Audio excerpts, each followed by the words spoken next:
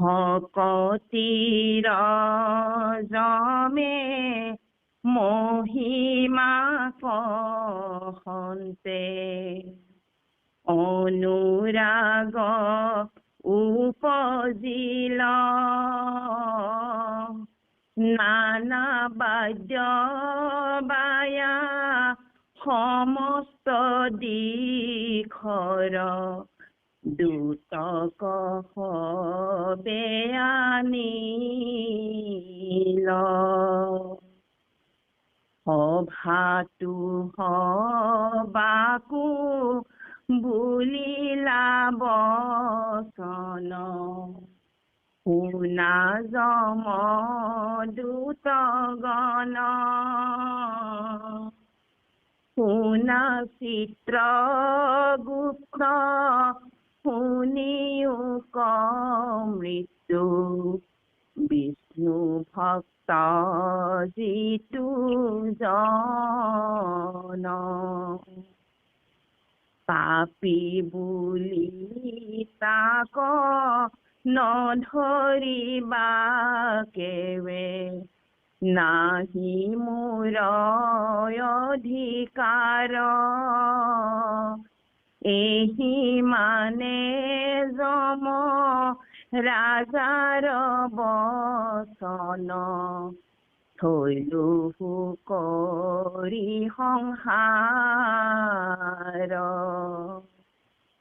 একাদশ স্কন্ধে পঞ্চম অধ্যায়ে বাক্য কৰ ভাজনৰ নিমিক বুলন্ত শুনা মহাৰাজা কহু মই হাৰুতৰ কৃষ্ণ। ভকতিৰ মহিমা যমে কওঁতে কওঁতে যমৰ ভকতিৰ প্ৰতি অনুৰাগ উপজিছিল, প্ৰেম উপজিছিল যে মহাপাতকীও যেতিয়া অনন্য চিত্তে কৃষ্ণত ভকতি কৰে তেওঁ কেতিয়াও পাপে লংঘিব নোৱাৰে, বৰঞ্চ পাপহে নাশ হয়, পাপহে আঁতৰি যাবলগীয়া হয় আৰু সেইজন মহা শুদ্ধ হৈ প্ৰকাশমান হৈ থাকে। যেনেদৰে ৰাতিৰ আকাশত চন্দ্ৰটো আন্ধাৰে ঢাকি ৰাখিব নোৱাৰে, আন্ধাৰকো নেওচি আন্ধাৰকো পৰাজয় কৰি চন্দ্ৰটো প্ৰকাশ হয়, ঠিক তেনেদৰে ভকতে ভকতিৰ বলত পাপে কেতিয়াও সেই ভকতক কেতিয়াও নষ্ট কৰিব নোৱাৰে, বৰঞ্চ কৃতাৰ্থহে কৰে। এনেদৰে কওঁতে কওঁতে যমৰ ভকতিৰ প্ৰতি অনুৰাগ উপজিছিল আৰু তেওঁ সমস্ত দিশৰ যমদূতসকলক নানা বাদ্য বজাই তেওঁ মাতি অনাইছিল আৰু সভাত সকলোকে সম্বোধন কৰিছিল যমদূতসকলক যে শুনা চিত্ৰগুপ্ত শুনিও ক মৃত্যু বিষ্ণু ভক্ত যিটো জন পাপী বুলি তাক নধৰিবা কেৰে নাহি মোৰ অধিকাৰ। চিত্ৰগুপ্ত দেখা শুনা পাপ চিত্ৰই লিখে আৰু গুপ্ত পাপ গুপ্তই লিখে, সেইসকল হৈছে যমৰ অনুচৰ যমদূত। সেইসকলক তেওঁ লক্ষ্য কৰি কৈছে যমে যে যিজন বিষ্ণু ভকত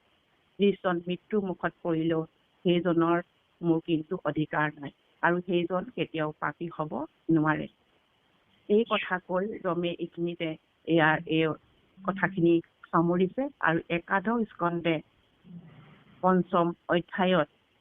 কৰভাজনে কিনো কৈছে নিমি ৰজাক আমি এতিয়া এইখিনি কথা পিছত পাম। কৃষ্ণ কায় বাক্য মনে মুকুন্দ চৰণে লৈলে কজিতু হৰণ দেৱ ঋষি ভূত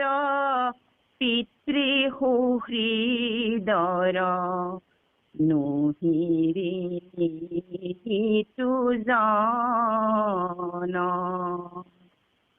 দেহাদিতু যিতু তেজিলে বিশ্বাস ভজিলে হৰি চৰণ এতে কপাতক কৰিবাৰ নুহি কদাচিতো হিতু জন যদি প্ৰমাদত সিজে কদাচিতো বিনাখন্ত হৰি তাক খেন বাবুলিবা জমে নমানিব শুনিও কহুই হাক জমকালা দিৰু হৰি ঈশ্বৰ নাহিকে তেকে ভয় হৰিও নহৈবে আজ্ঞা ভংগ দুখ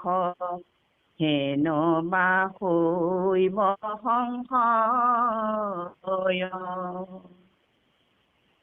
ভগৱন্ত মাধৱৰ অভয় চৰণে যিজনে কায় বাক্য মনে একান্ত চিত্তে সকলো দেৱ দেৱতাৰ উপাসনা বাদ দি একমাত্ৰ ভগৱন্তক ভজিছে আৰু তেতিয়াই সেইসকলৰ সবাৰে সেৱা সিজে নিৰন্তৰে। এই কৰভাজনে কথাখিনি কৰভাজনৰ মুখে বেকত হৈছে। নিমিৰতাক কৈছে যে আমি সকলো মনুষ্যই জন্মৰ লগে লগে 5টা ঋণ লাগি আহে। পিতৃ ভূতপতি দেৱ ঋষি সুহৃদৰ উপজিলে তাসম্বাৰ ঋণী হুৱে নৰ। উপজা মাত্ৰকে ঋণী 5 প্ৰকাৰ ঋণী লাগি আহে আৰু সেই ঋণী হৈছে আৰু সেই ঋণীৰ পৰা হাত ধৰিবলৈ আমাক দিছে দেৱঋণ খুজিবলৈ হোম যজ্ঞ কৰিব লাগিব, ঋষি ঋণ খুজিবলৈ তৰ্পণ কৰিব লাগিব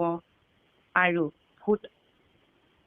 ভূতপতিক আদি খুজিবলৈ বলিদান দিব লাগিব আৰু পিতৃক ঋণ খুজিবলৈ শ্ৰাদ্ধ কৰিব লাগিব আৰু সমভাৱে সুহৃদক আমি সমভাৱ যদি জ্ঞান কৰিব তেতিয়া সুহৃদৰ ঋণ খোজা যায়। কিন্তু কেতিয়াও এইখিনি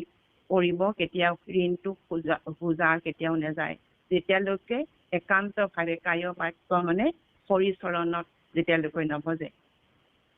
ভগৱন্ত কৃষ্ণ যেতিয়া পিতৃ মাতৃক সুদেৱ দৈৱকীক যেতিয়া কাৰাগাৰৰ পৰা যেতিয়া মুকলি কৰি দিছিল ভগৱানে তেতিয়া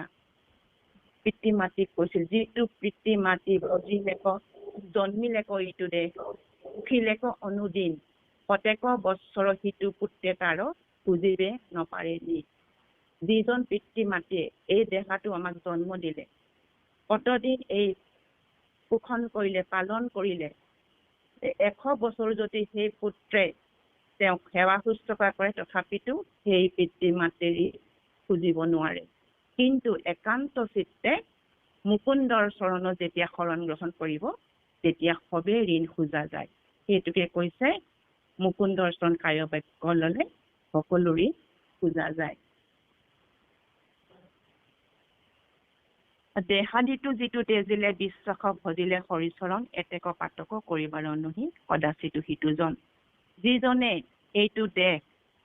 দেহটোত যিবোৰ আসক্তি নাই আসক্তি নোহোৱা হৈ গ'ল সকলো তেওঁ এইবিলাক ত্যাগ তেওঁ চিনি পালে এইটো দেহটো অনিত্য অস্থায়ী। এইটো দেহটো এদিন যেতিয়া আত্মা ওলাই যাব এইটো ক্ষয় হৈ যাব। গতিকে সেইজনে জানিলে কেতিয়াও দেহৰ প্ৰতি তেওঁ আসক্তি নহয় আৰু তেওঁ সেইজনে কি ক'ব ভগৱন্তৰ চৰণৰ একান্ত চিত্তে ভক্তি কৰিব আৰু সেইজনে কেতিয়াও পাপ কৰিব নোৱাৰে কেতিয়াও। পিছত ক'ব এতিয়া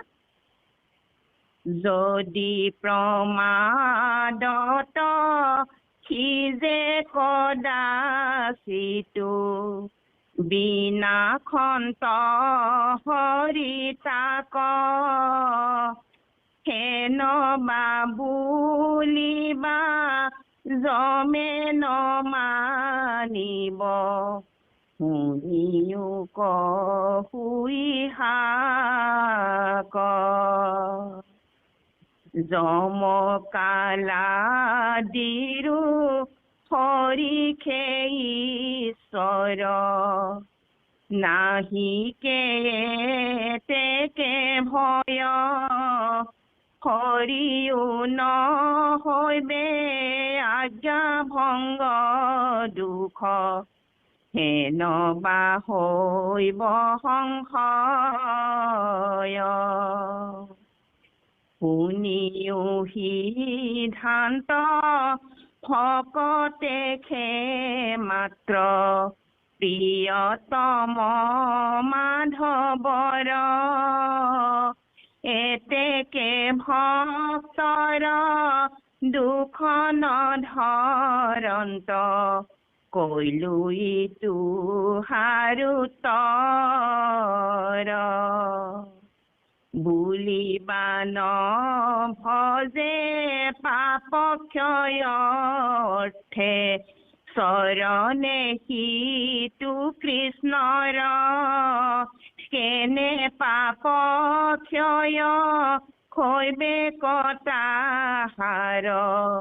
শুনিও আৰ উত্তৰ আৰু সেই পাঠকজনে যদি কোনোবা প্ৰমাদত কোনো কাৰণত যদি পাপ কৰে সেই তেতিয়াও সেই ভকতজনৰ পাপ কেতিয়াও ভগৱন্তই নধৰে তুমি ক'ব পাৰা যে জম কালাদিৰো হৰিখে ঈশ্বৰ ইয়াত নাহিকে এতেকে ভয় কৰিও নহৈবে আজ্ঞা ভংগ দুখ হেন বা সভ্য সংশয় যদি তোমাৰ সংখ্য হৈছে যে জম কালাদিৰো হে হৰি ঈশ্বৰ নাহি গতিকে তোমালোকে ভয় নকৰিবা জম কালাদিৰো একমাত্ৰ হৰিহে ঈশ্বৰ ইয়াত একো ভয় নকৰিবা কৃষ্ণ একদেৱ দুখ হাৰি কাল মায়াদিৰ অধিকাৰী সেইজনে হৈছে কাল মায়াদিৰ অধিকাৰী গতিকে তুমি ইয়াত কেতিয়াও সংশয় নকৰিবা তেওঁ আজ্ঞা ভংগ কেতিয়াবা কৰিব পাৰে কিন্তু ভকতৰ কেতিয়া প্ৰিয়তম জনৰ কেতিয়া হৰিয়ে কেতিয়া দুখ নধৰে উদ্ধৱক ভগৱন্তই কৈছিল পৰম ভকত তুমি মোৰ প্ৰিয়তম নাহি আন বান্ধৱ উদ্ধৱ তুমি সম আপোনাতো কৰি মোৰ তোমাতে খেদায়া জানা তুমি তৰিলা দুৰ্ঘৰ মূৰ মায়া ভকতজনক সদায় ভগৱন্তই সদায়কে নিজৰ হৃদয়খন বুলি ভাবে আৰু সেইজনে হৈছে ভকতজন প্ৰভু ভগৱন্তৰ অতিকৈ প্ৰিয়তম আৰু সেই প্ৰিয়তম জনৰ কেতিয়াও দুখ নধৰে কেতিয়াবা যদি প্ৰমাদতো পৰে তেতিয়াও সেই পাপ ভগৱন্তই ক্ষমা কৰি থাকে আৰু কেতিয়াবা আজ্ঞা ভংগ দুখ কৰিব পাৰে তেতিয়াও তথাপিও বেদৰ বাণীবোৰ যদি বেদৰ বিহিত যতেক ধৰ্ম হৰে হৰি নাম কীৰ্তন সবে হৰি নামৰ কিংকৰ গতিকে হৰি নামৰ কিংকৰ বেদৰ আজ্ঞা বাণীবোৰ কেতিয়াবা যদিও ভকতে ভংগ কৰে তেতিয়াও এইখিনি দুখ নহয় তুমি ইয়াত অকণো সংশয় নকৰিবা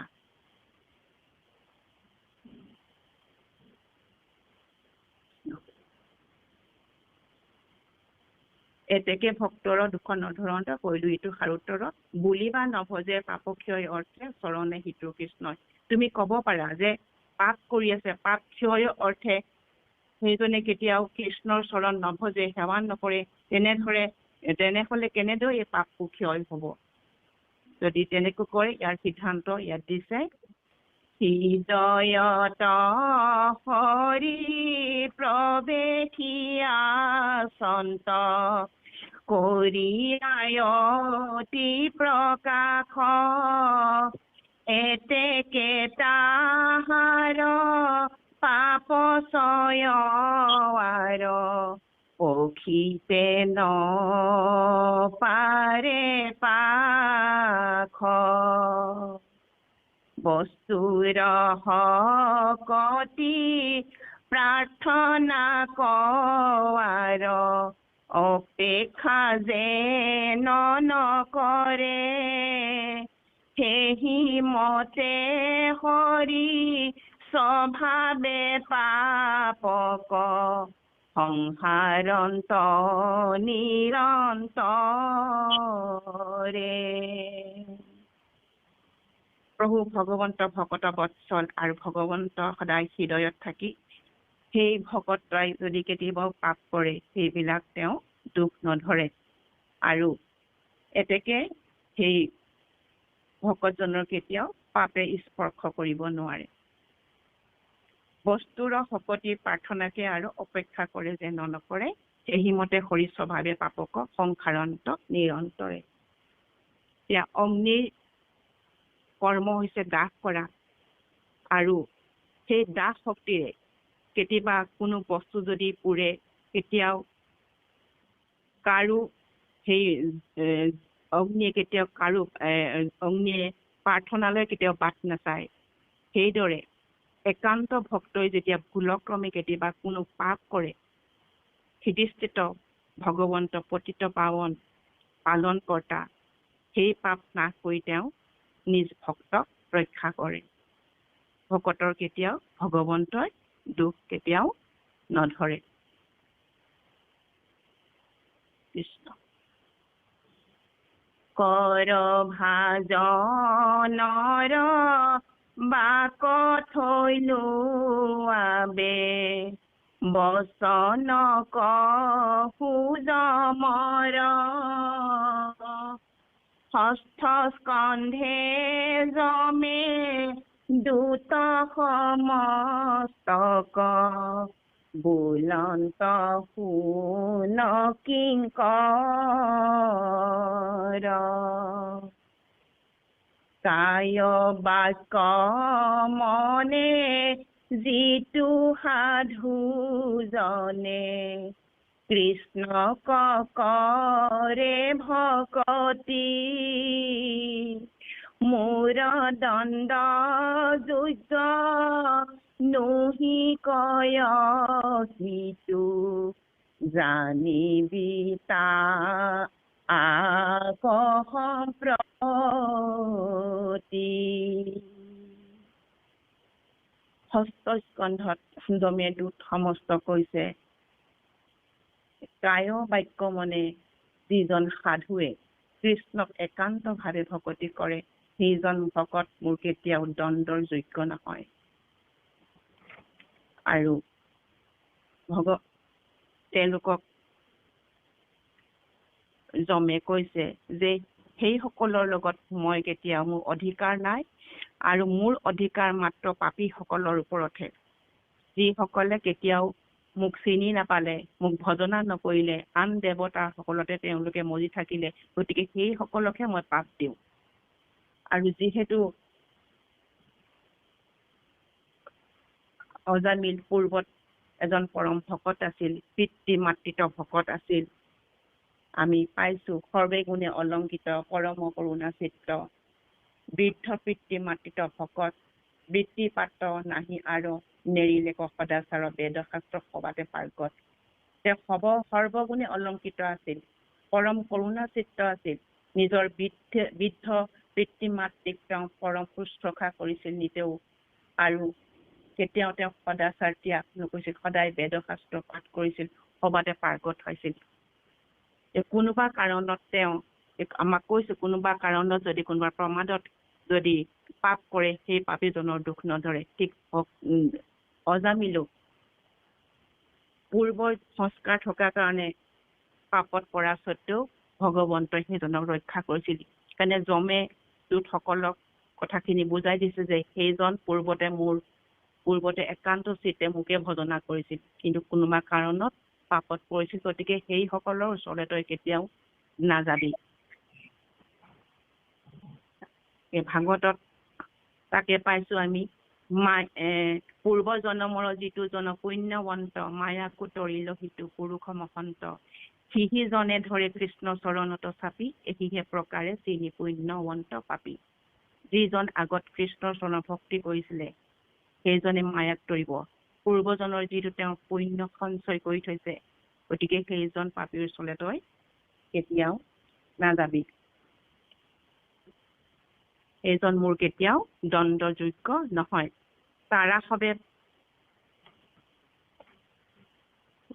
পটকে পাহৰি যাওঁ কৃষ্ণ কলৈ পঢ়িছো মোৰ দণ্ডযোগ্য নহয় কয় কথা জানিবি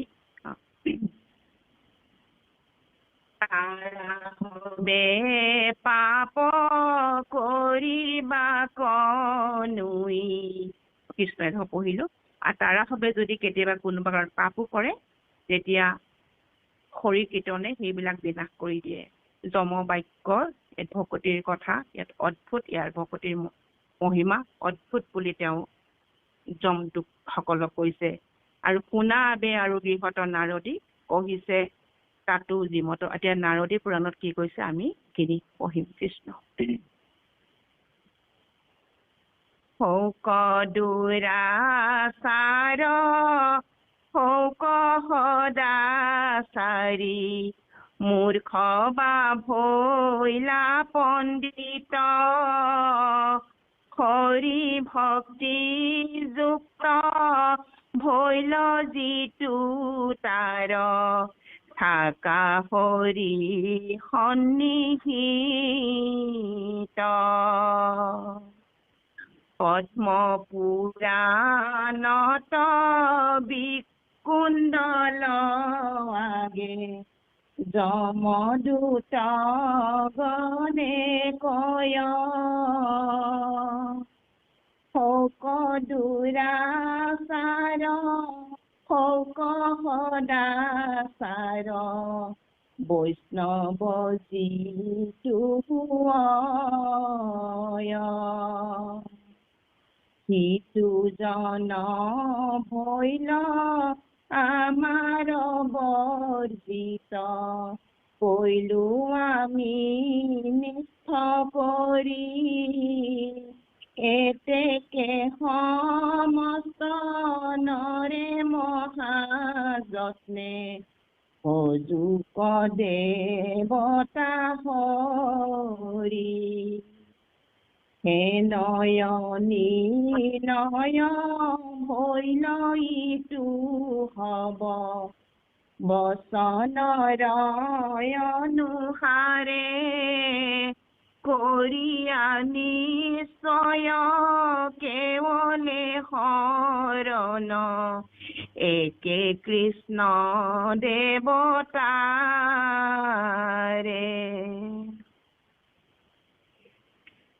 বৃহৎ নাৰদী পুৰাণত কৈছে যে দুৰাচাৰীয়ে হওক সদাচাৰীয়ে হওক মূৰ্খই হওক পণ্ডিত হয়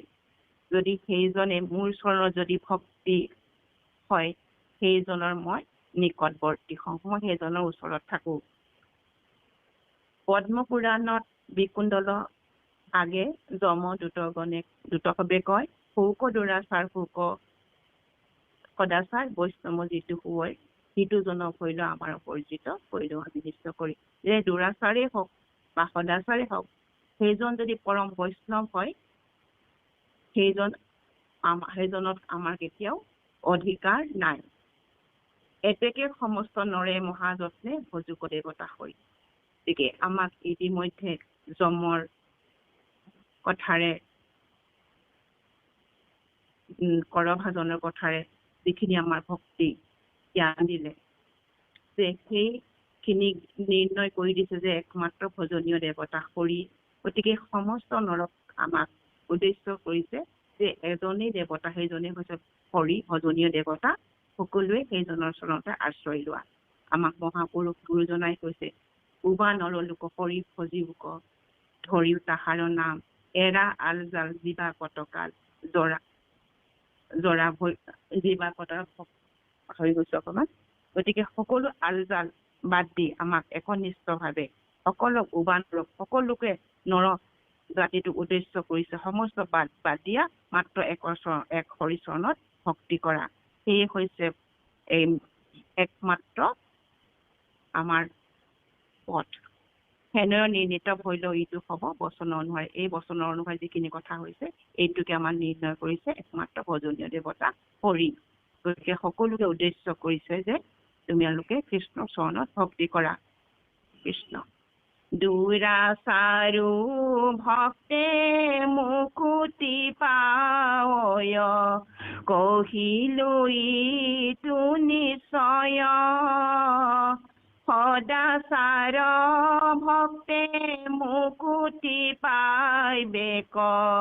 কি কৈবে আতলা গয় ইটো মাহাত্মক কৰিলো সাংগ শুনিলা সৰ্বজনে ভক্তিৰ মহিমা জানি কৃষ্ণ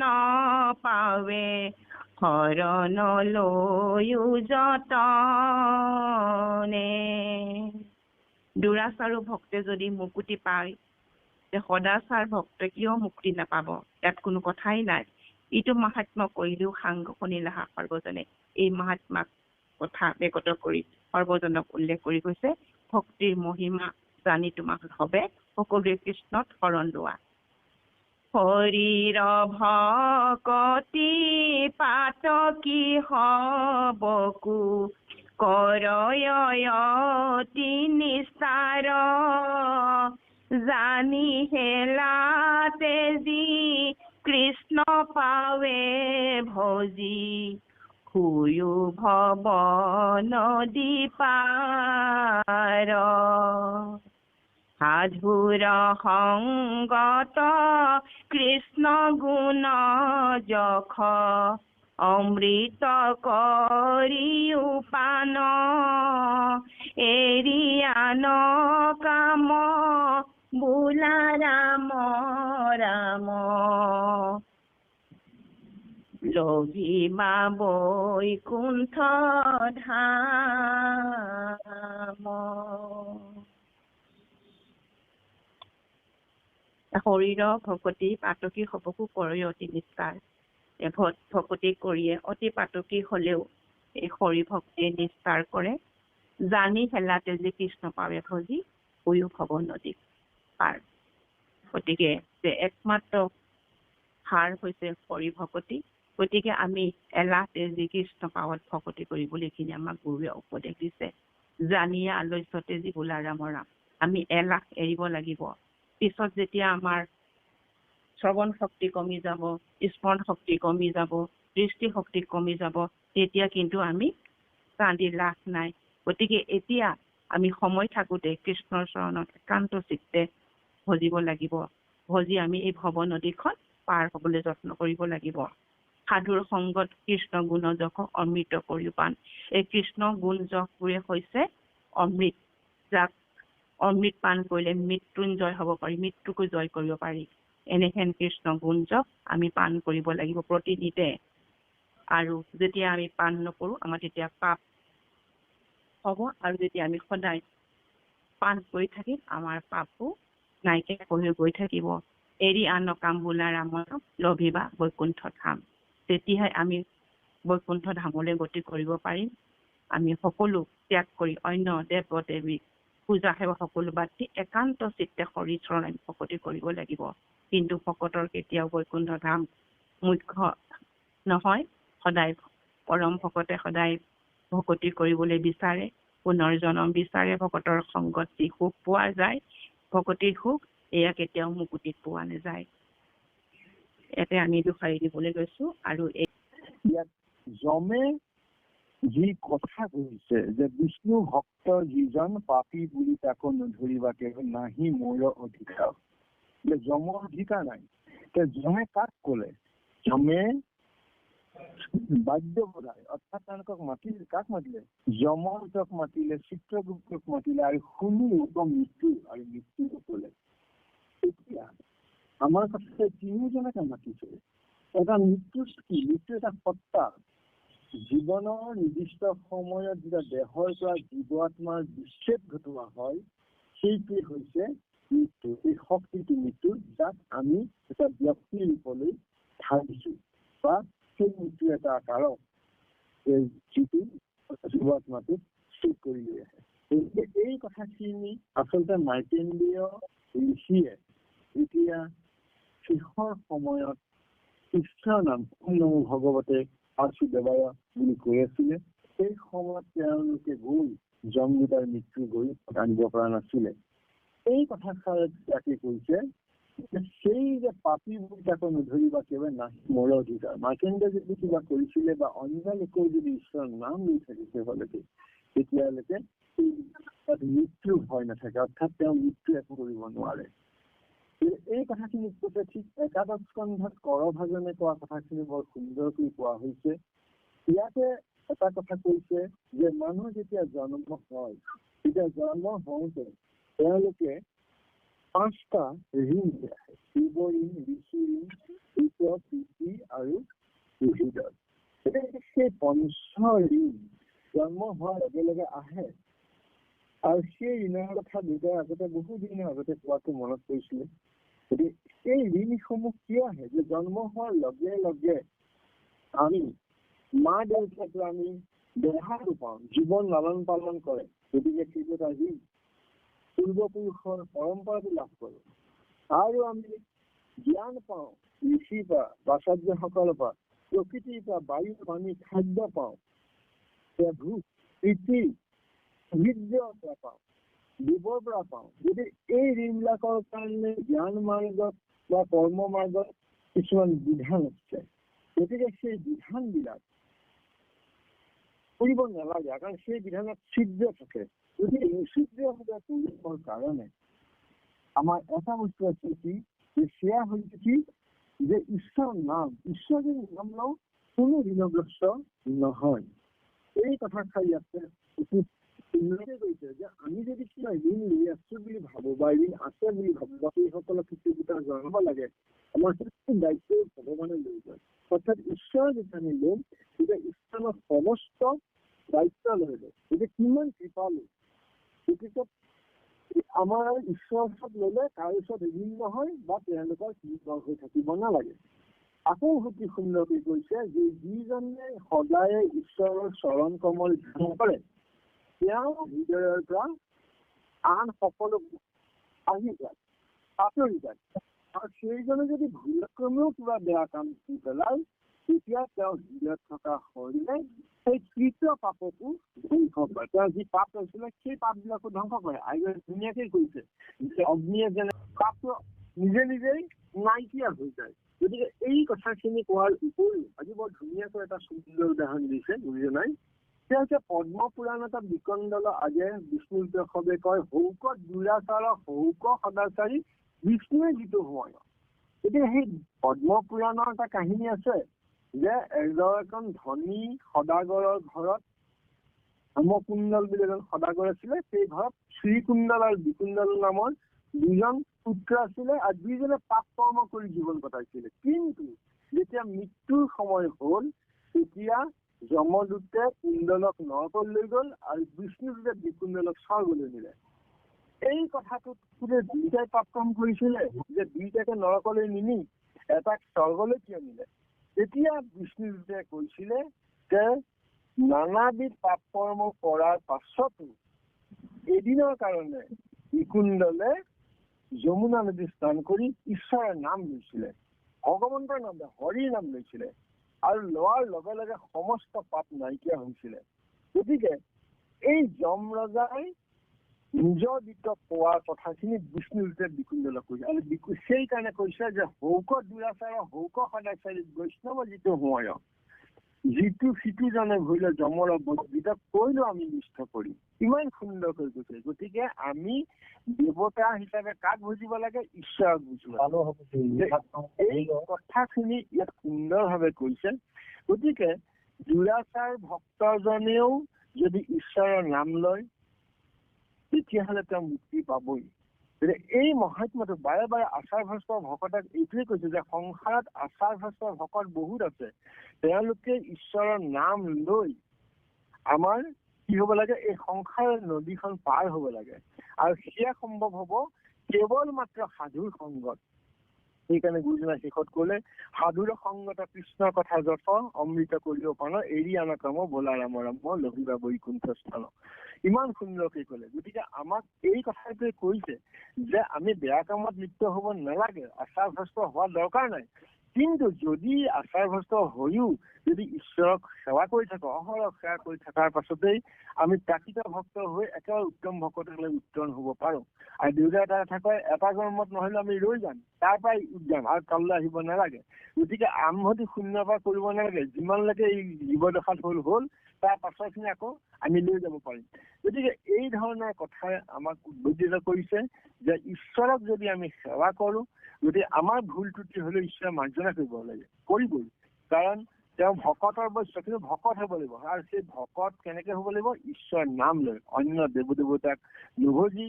অব্যৱচাৰী ভকত হ'ব লাগিব। এই কথাখিনিকে মাত্ৰ অকণমান কথা মই সংযোগ কৰিছো। যেনেকৈ বস্তুৰ শকুতি প্ৰাৰ্থনা কৰাৰ অপেক্ষা যেন নকৰে, সেই মতে হৰি স্বভাৱে পাপক সংহাৰন্ত নিৰন্তৰে। এই যে বস্তুৰ শক্তিয়ে প্ৰাৰ্থনালৈ অপেক্ষা নকৰে, তাৰ মানে কথাটো কি কলে, যেনেকৈ বিষ গুটি এটা বিহৰ গুটি খাই দিছে কোনোবা এজনে, তেওঁ হয়তো মই মৰি যাওঁ বুলি তাৰমানে গুটিটো খোৱা নাই, তেওঁ চিনি নেপাই খাই দিলে। কিন্তু বিষ গুটিৰ যিটো বিষাক্ত গুণ, সেইটো জানো তেওঁ নাজানি পেলাই খাইছে, খালেও মানুহজনটোৰ মৃত্যু হবই। কাৰণ বস্তুৰ শক্তিয়ে অপেক্ষা নকৰে, তাৰমানে মই মৰি যাওঁ বুলি খোৱা নাই, কিন্তু বিষ গুটিটো খাই দিছে, বস্তুৰ শক্তিটোৱে কিন্তু তাৰ কাম কৰি থৈ গুচি গল, মানুহজন মৰি গল। তেনেকৈ নিচিনিয়া নজানিয়া বিষ খাই যেন মৰে নৰ, জনা নাই এয়া বিষ বুলি, খাই দিছে কিন্তু মানুহজন মৰি গৈছে। তাৰমানে বিহে বিহৰ কামটো কৰিবই। নিচিনি অমৃত খাই হয় অমৰ, চিনি নাপায় অমৃত খাই দিলে অমৰ নহব জানো? যেনেকৈ দেৱতাবোৰক অমৃতৰ কলহ যেতিয়া উদ্ধাৰ হৈছিলে সমুদ্ৰ মন্থনত,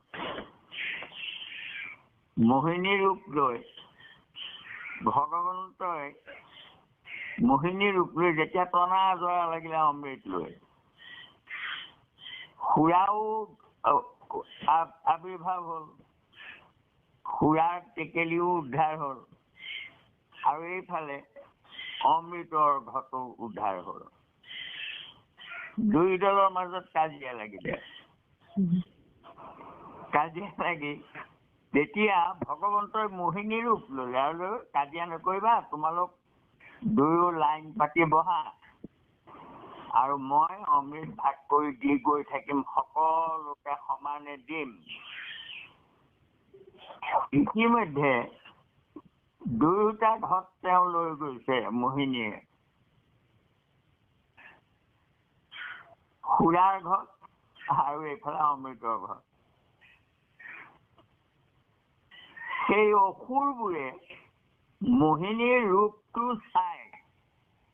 সিহঁত তাৰমানে মুগ্ধ হৈ গৈ অকল তেওঁৰ মুখলৈ চাই আছে। সেই চেগতে মোহিনী ৰূপী ভগৱন্তই সেই সুৰাৰ ঘটটোৰ পৰা সিহঁতৰ হাতত বাকি দিয়ে, আৰু সিহঁতে সেইবিলাক খাই থাকে।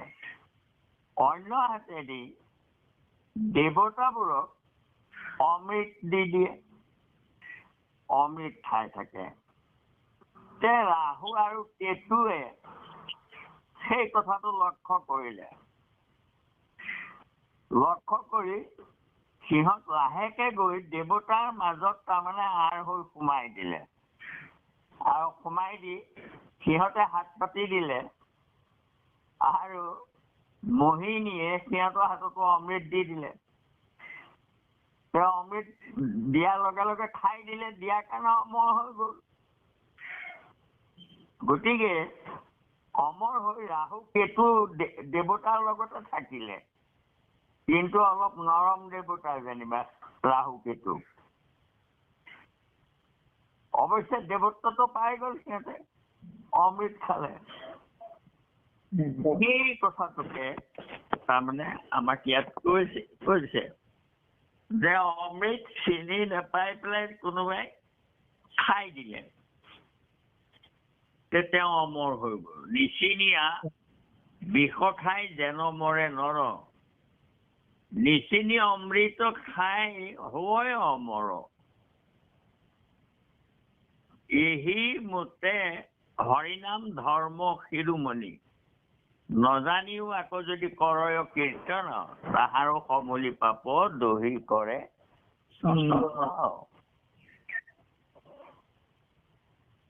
চিনি নাপায়, জুইত ভৰিটো সোমাই দিলে সি পুৰিবই। তেনেকৈ চিনি নাপায়,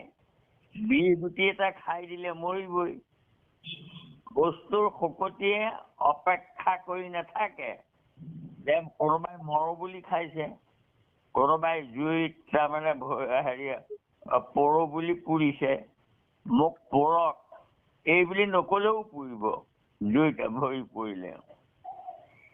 এই কথাটো কৈছে, বস্তুৰ শকতি প্ৰাৰ্থনা কৰাৰ অপেক্ষা যেন নকৰে, সেই মতে হৰি স্বভাৱে পাপক সংহাৰন্ত নিৰন্তৰে। সেই নজানিও আকৌ যদি কৰয় কীৰ্তন, তেনেকৈ অজামিলে পুত্ৰ উপচাৰে তাৰমানে নাম লৈ তেওঁ উদ্ধাৰ হৈ গ'ল। এয়া তাৰমানে